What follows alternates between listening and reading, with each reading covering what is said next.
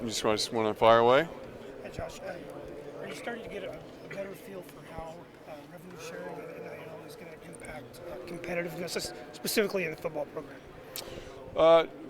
We're continuing to work through that. Clearly, that it is the question that everybody wants answers to, and including us. And as we talked about a few weeks back, trying to identify the triangulation of sports sponsorship, scholarships, and roster limits is a big part of that. And then that feeds into what you're going to have for revenue sharing, and then how that money will be distributed. And at the same time, you have to build a platform to help your student athletes create real NIL opportunities. And so there's multifaceted. It's a multifaceted building that we're constructing right now, and there's just still a lot of questions that we need to get answers to. Josh's program has gotten more competitive over the last 2 years. What's important for them, and how important is it for them to elevate that next step? I think everybody understands the importance of football to a Big Ten athletics program, and the University of Illinois is no different. And so we've been in a lot of one-score games here these last couple of years. We've played really competitive football, which has been an important, necessary step for us.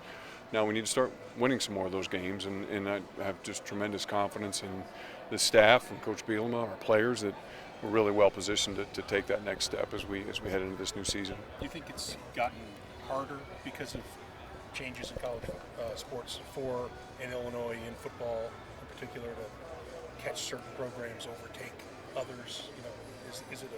Has the challenge gotten bigger?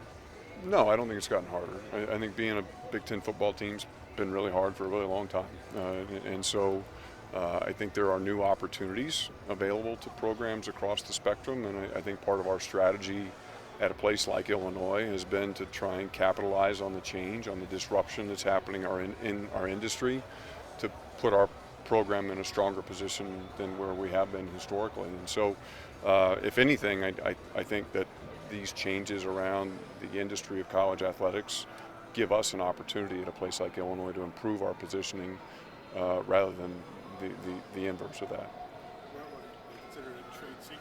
What ways have you tried to take advantage of the changes in the last couple of years? I don't think it is a secret. I think we've leaned in on name, image, likeness in a way that I think places maybe were reluctant to do, especially at the beginning. We have been more aggressive in the transfer environment. As said with this group previously, I think Illinois has been and will continue to be a beneficiary of the transfer portal. Now we're trying to position ourselves in, whether it's the Illini Era project, which we've announced recently, or some of the modernization steps that we've taken around our revenue generation and economic engine to try and improve our fan experience and look for ways to monetize our events in a way that allows us to fund the program at a necessary level. With USC and UCLA coming in, Washington, Oregon, we've always seen these TV deals that are increasing. How is that going to impact the finances of Illinois football and maybe other athletic programs within your department? The Big Ten's fortunate. We're the most prestigious conference in the country. We have access to tremendous television partners, and it puts our members in a position to benefit from that financially. And so when we have the chance to bring on brands like USC, UCLA, Washington, Oregon, of course it enhances the overall value of the Big Ten Conference, and by extension the distributions that the members are able to enjoy. And so we're fortunate to be in the conference we are. We look forward to continuing to keep the Big Ten strong at the forefront of college athletics. I have tremendous confidence in Tony Petitti and the leadership that he's brought to the Big Ten for the last year and a half, and think we're really well positioned to meet these new opportunities that the future presents head on. Is it exciting to have games in the Coliseum, have games in the Rose Bowl in the future? Absolutely. I don't know anybody who wouldn't be excited about the chance to go and play in some of those venues, some of the most historic venues in college football. We're really proud to have one of those venues on our campus at the University of Illinois. I think everybody realizes we're going to celebrate the 100th anniversary of that dedication and the Red Grange performance this year against Michigan. And so it just adds to the brand of Big Ten football, and to be able to go into even more of these historic stadiums and give our student athletes that once-in-a-lifetime opportunity to compete in some of those buildings. Is there anything you can do as an athletic department to support football to keep pushing it maybe towards the top of the conference? We're always looking for things that we can do to support our football program. We've worked to try and identify what those areas may be over the years. It's an ongoing evaluation. There's a conversation that happens with Coach and myself almost on a daily basis about places where we can continue to grow and advance. And so we're certainly never going to be satisfied with where we are, and we have a responsibility as the administration of this program and ultimately at the university to make sure we're doing everything we can to put the football program in a position to be successful. Josh, there was a lot of talk last week in Dallas about the House settlement money.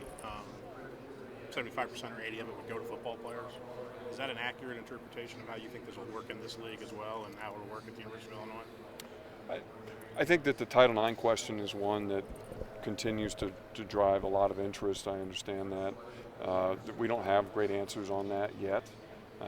There are a lot of different people who are taking different interpretations on what the application of Title IX will be to this new paradigm. And it is, I think, one of the more important open questions that is still lingering as we develop the approach around this new paradigm. But what I think is most important is we need to try and develop some unified approach.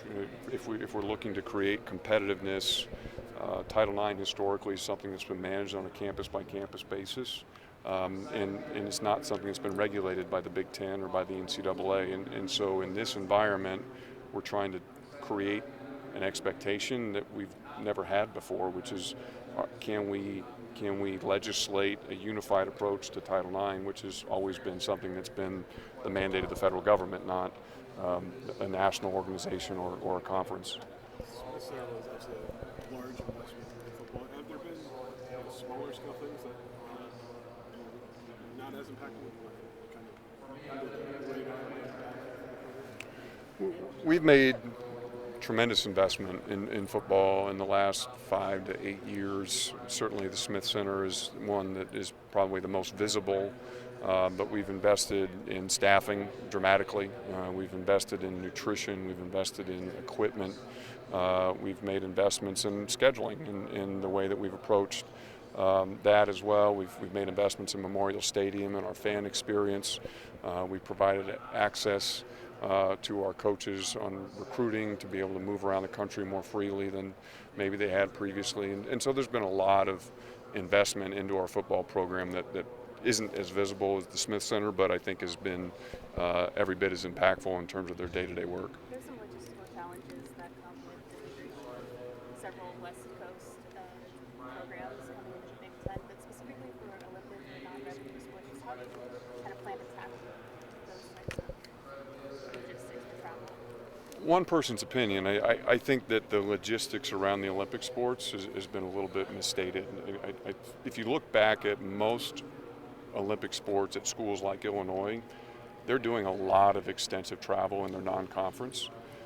Our approach is we're going to replace some of that non-conference travel with what will now be conference-based travel. And so you've seen our track team traveling to California, you've seen our swimming team traveling to Florida, you've seen baseball chasing the good weather down south, and so you're still going to see our teams traveling the way that they have, except now some of those trips will be done in a conference setting as opposed to a non-conference setting. And so we don't anticipate on the aggregate, on the whole, that it will be a meaningful difference for our student athletes.